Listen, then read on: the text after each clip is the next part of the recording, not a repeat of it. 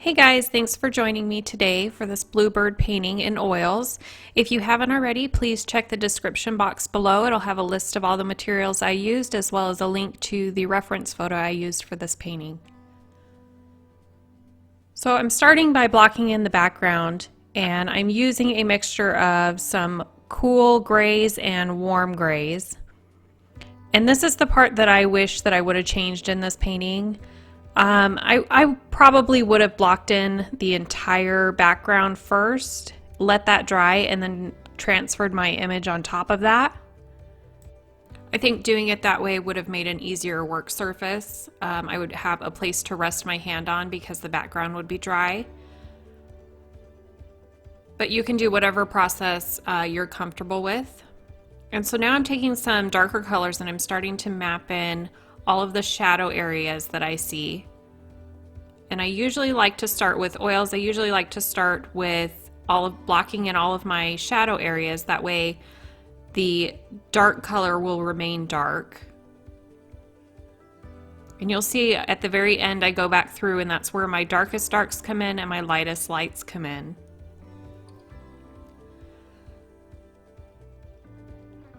And now I'm just mapping in some of the blue areas. I'm not concerned with any of the colors that it is right now. Those aren't accurate colors that I'm putting down.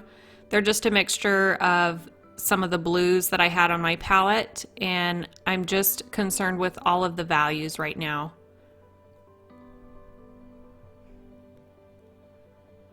And I'm using a fairly small brush for this because there is quite a bit of feather work going on, so I want to make sure I get an accurate representation of that. So for most of this bird, I did use smaller brushes.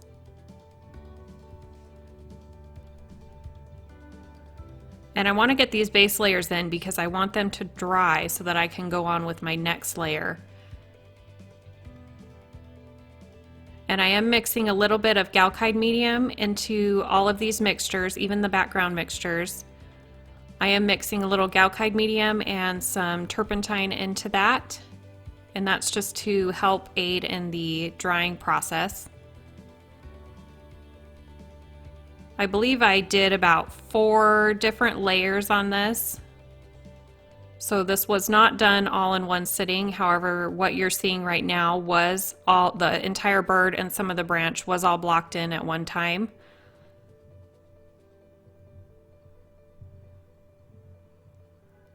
And I would consider this like the blocking in stage, where I am just trying to get the image down and have some reference points to go on to. That way I can start adjusting my colors and my values even more once it's dry. And it looks like I'm putting pure white on there, however it's not. It's a warmer white that I'm putting on there. I did mix a little bit of burnt sienna into that.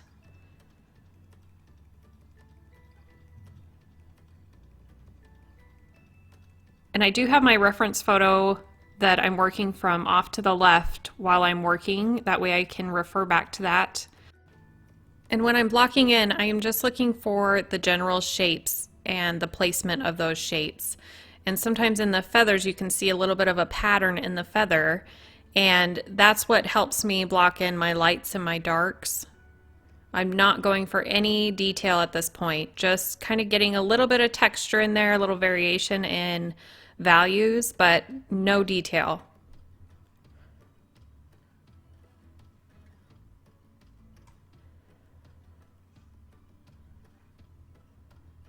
So now I'm working on the eye and the beak area, and I end up adjusting the eye a little bit more. It was a little bit too small in the beginning, so at the very end I do end up adjusting the eye a little bit more. And before I let this dry, I want to make sure I've got my values where I want them. And you can see I use a blender brush, and what that helps just kind of adjust some of the transition areas from the lights to the darks.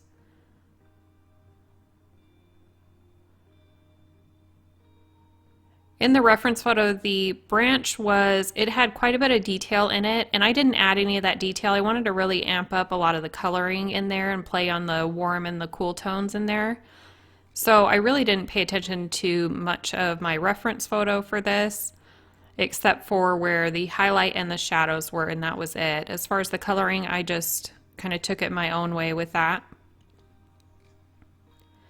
And when you're doing branches, you want to make sure that you add some of the reflective light underneath the branches. It really helps round out the form a little bit.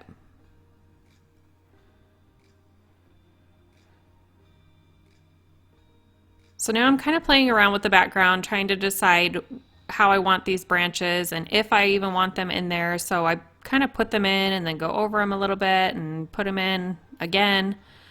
I'm just kind of playing with it, trying to decide how I want it. Now the background does need a second coat, so that's what I'm going in for now. And if it goes a little bit over my bird, I'm not too worried about that because, like I said, I have to go over the bird again anyways.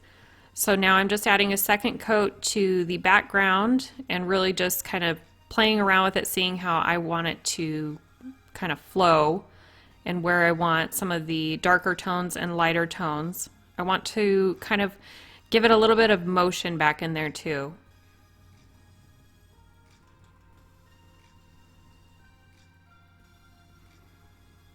And at this point, my background, before I started adding the second coat, was primarily dry. So it made this process a little bit easier to apply the second coat and get a little bit more coverage.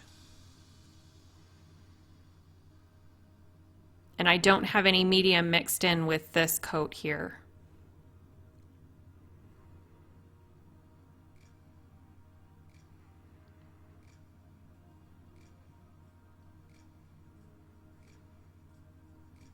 And I know I'm going to be going back over my branch as well, so I'm not even worried about getting any of the background color on that.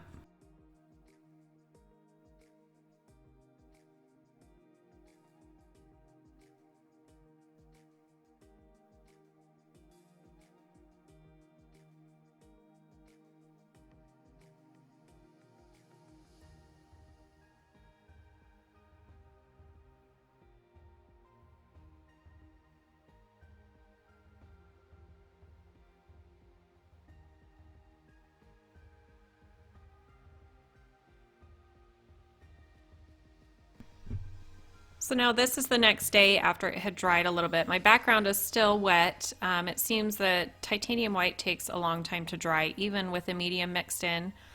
It made this part of the detail work a little bit difficult because I didn't have a rest for my hand.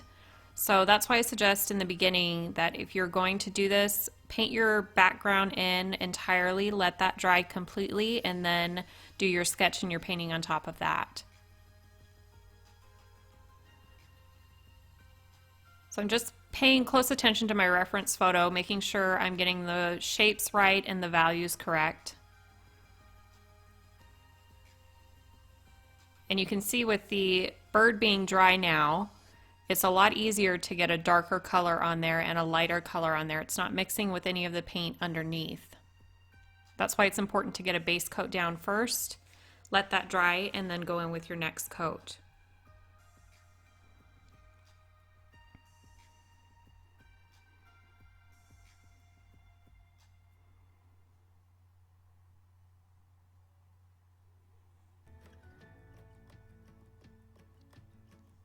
So I'm using a smaller round brush for this, and I'm just kind of dabbing it on, almost dotting it on.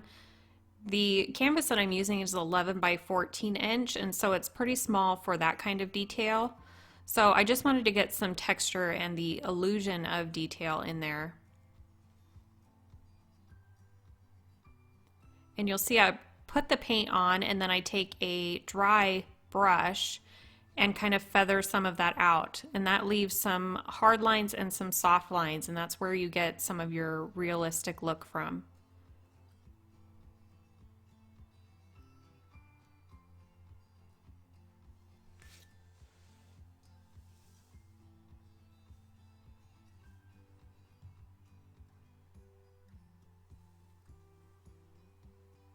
Just continuing to adjust all of my values.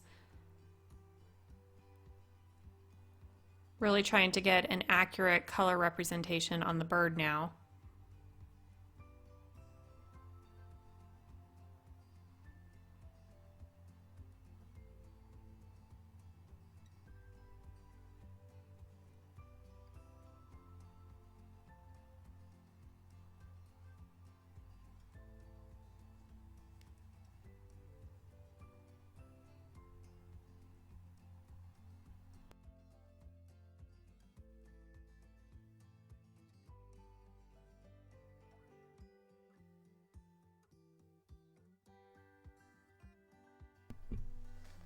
You'll see I'm using that blender brush again, just trying to soften any super hard lines that I'm not liking at the moment.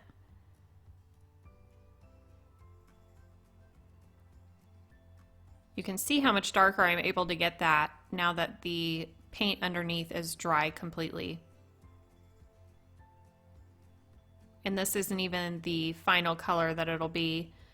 I do go in at the very end with a darker color to adjust my values even more, and then a brighter color.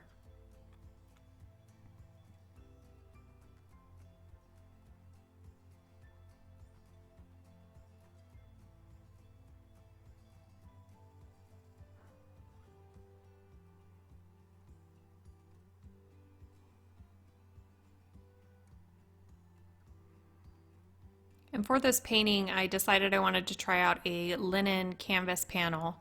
And I'd always heard that linen was amazing to paint on, and I've always painted just on regular canvas. And I really did enjoy the oil primed linen that I used.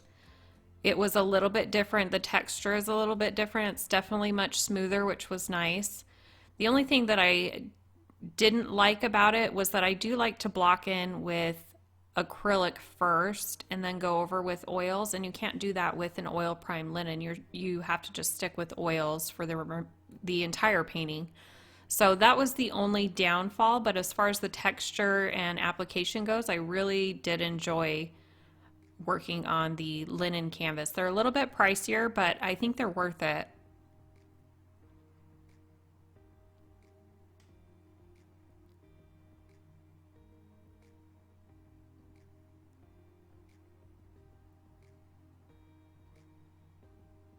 So here's where I'm just really starting to follow any patterns that I see in the feathers, trying to just map those out between lights and darks. I'm not trying to paint in each individual feather. This size is a little too small for that, at least for me. So I'm just really trying to get the pattern that I see in the feathers and how they lay and get that mapped in.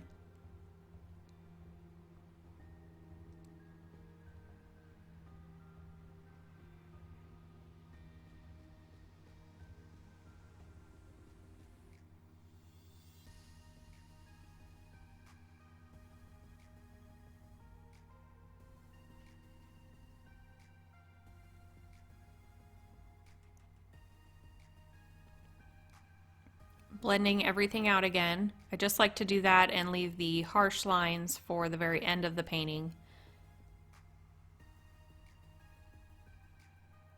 There was quite a bit of warm tones.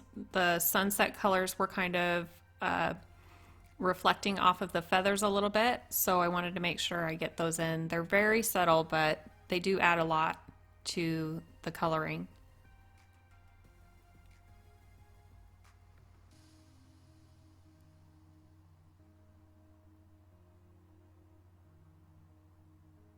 And doing a painting in stages like this not only helps with getting more detail in and a sharper, cleaner look, but you really have to map out your painting a little bit more. So I can't stop on this painting until I really am happy with where it's at so that I can move on to the next stage. I can let this all dry before I move on to the next stage. So you really have to kind of map everything out and decide, okay, I need to get this done on this painting today. That way it has time to dry so I can do this tomorrow. But you get such a cleaner look that way and a more realistic look. There's a lot of artists, oil painters, that do the alla prima, the wet on wet technique, and that's a wonderful technique too. But I can never get the crisp lines that I'm looking for and the nice value changes that I'm looking for by doing it in one sitting. So I always do layers this way.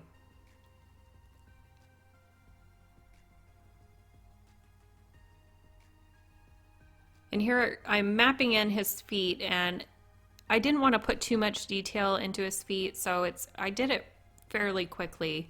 I wanted the main focus to be on the bird, not the branch, not the background, just the bird. So I'm just being a little loose with his feet.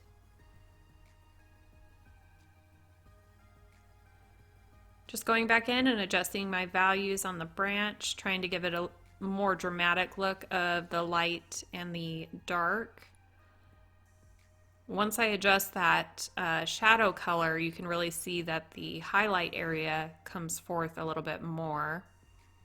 And that's key in your paintings. You want to make sure if you're not getting something bright enough, look at what's around it. It might be that it's just a little too, your values in that area are just a little too light to really accentuate that light you're trying to put on it. And that's what was kind of happening with this branch. So you'll see I go quite a bit darker, and that really just helps pop that bright, warm color that I'm putting on right now.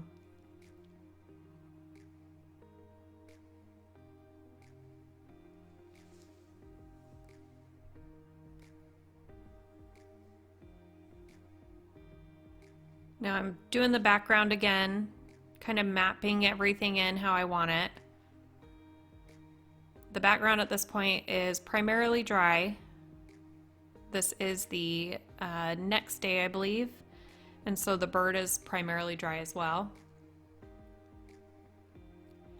And I'm kind of tapping it on a little loosely, and then I go back through, once the paint has worn off of my brush, I go back through and feather everything out and kind of give it a blended look, more out of focus look.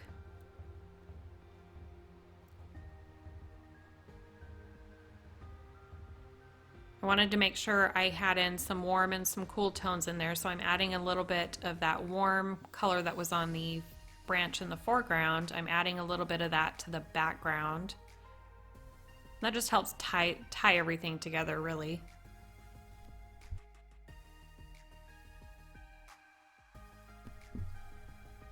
And I'm putting different values in the branch. I'm not doing it a solid value throughout. I'm kind of dabbing on a little darker here, a little lighter there, and that kind of just gives it a more realistic look.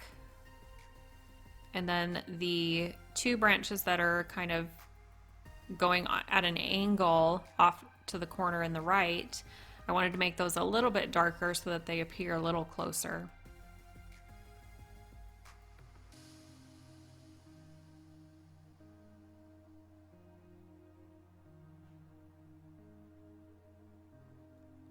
And you don't have to add the branches. If you're going to do this painting, you don't have to add the branches. You could do, you know, a totally different depiction of it and just do just the branch and that he's sitting on.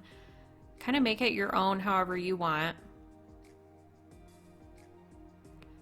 So this is the final day, and I'm going back in, and this is my final details that I'm starting to add in. My deepest darks and my lightest lights are at this stage. This is when the painting really comes together.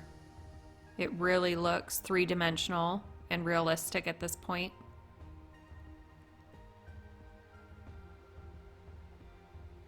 I'm trying to clean up all of my lines, make them nice and clean around the feathering.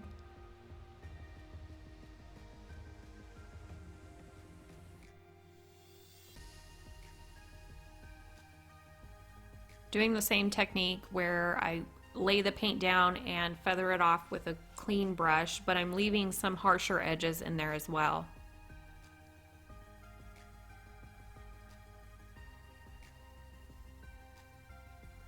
And now I'm just kind of nitpicking all the details and seeing where I can add a little bit more, what's going to add to the painting.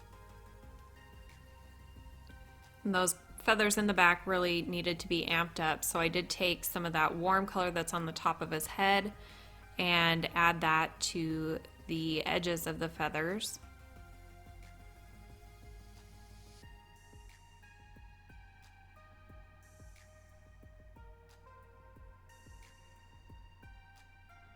I hope that you guys give this a try.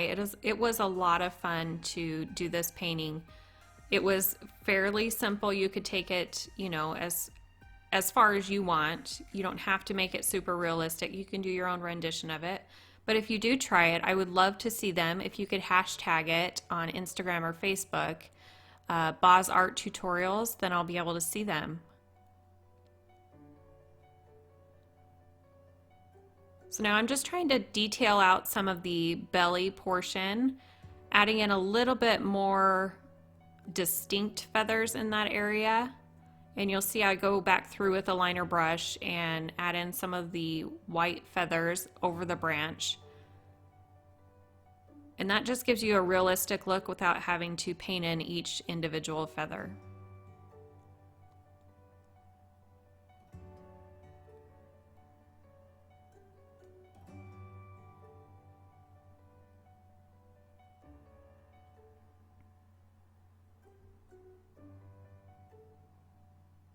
Want to make sure I get that sunlight on the branch popping up, and that about wraps it up. I really enjoyed this painting. I hope you guys do too, and I hope you give it a try. And I hope you like and subscribe to my channel, and I should be uploading some more shortly.